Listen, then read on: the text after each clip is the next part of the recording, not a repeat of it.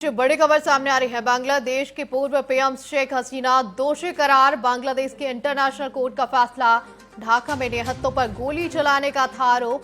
यूनुस सरकार ने की थी फांसी देने की मांग। शेख हसीना के खिलाफ बांग्लादेश के इंटरनेशनल कोर्ट का फैसला आया है। कोर्ट ने हसीना को जुलाई विद्रोह का दोषी माना है और उन्हें सजा सुनाई है। हसीना के खिलाफ जुलाई विद्रोह में निहत्थे नागरिकों पर गोली चलवाने का आरोप है।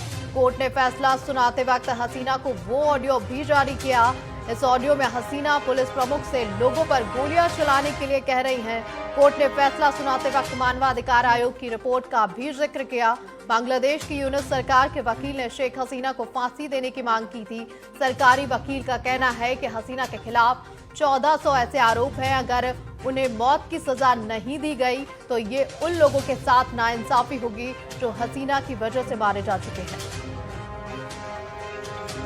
इस वक्त की बड़ी खबर, बांग्लादेश के इंटरनेशनल कोर्ट का बड़ा फैसला सामने आया है, जहां पर ढाका में निहत्तों पर गोली चलाने का आरोप लगा था हसीना पर, और अब हसीना को दोषी करार दिया गया है। वहीं इस खबर पर ज्यादा जानकारी के साथ कंसल्टिंग एडिटर गोविंद जी हमारे साथ जुड़ रहे हैं। गोविंद जी, अगर बात करें, बांग्लादेश के इंटरनेशनल कोर्ट ने हसीना को दोषी करार माना है और साथ ही साथ अदालत ने अगर बात की जाए तो किन सबूतों के आधार पर सीएम को ये दोषी ठहराया है और कई सारे आरोप यहाँ पर हसीना के ऊपर लगे हुए थे। देखिए शालिनी, 1.5 साल पहले जिस तरह की वहाँ पर विद्रोह हुए थे, उसके बाद से वहाँ की तत्कालीन प्राइम मिनिस्टर शेख हसीना ने उसे दबाने के लिए पुलिस को और सेना को वहाँ पर आदेश दिया था कि उसकी कड़ी कार्रवाई की जाए। अगर जरूरत पड़े तो उसे गोली भी मार सकते हैं, क्योंकि जिस तरह से देश में उपद्रव की स्थिति है, ऐसे में देश अस्त व्यस्त हो जाएगा। इस तरह की वो देखते उन्होंने इस आदेश दिया था। लेकिन उसके बाद 5 अगस्त को ही उनको पदस्थ कर दिया गया और इसके बाद इस्तीफा देकर उन्हें भारत की शरण लेनी पड़ी थी।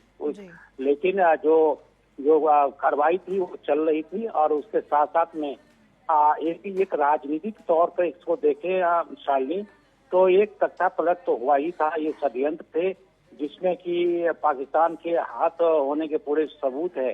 लेकिन क्योंकि शेख हसीना की जो विदेश नीति थी वो भारत से संबंधित थी, भारत के साथ उनकी अच्छी संबंध और मित्रता थी, जिसको लेकर कि पाकिस्तान और उसके चीन के साथ साथ जो अमेरिका की बात हो रही है, तो ऐसे में जो उनको पदस्थ किया गया, वहाँ पर जेनजी आंदोलन हुए थे, छात्र आंदोलन हुए और उसके बाद से कई छात्र भी मारे गए और निहत्थे को भी हत्या की गई थी। हिंदुओं की भी काफी हत्या की गई बाद में।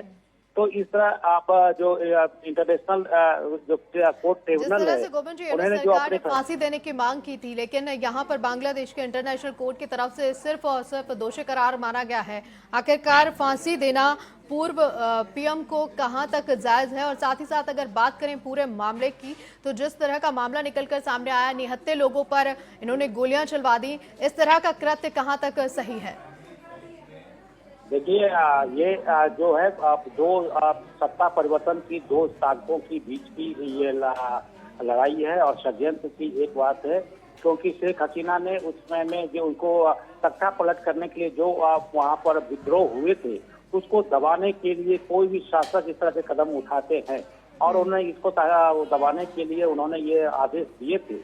इसका मतलब ये नहीं हो कि तरह की अपनी सत्ता के षड्यंत्र में शामिल थी।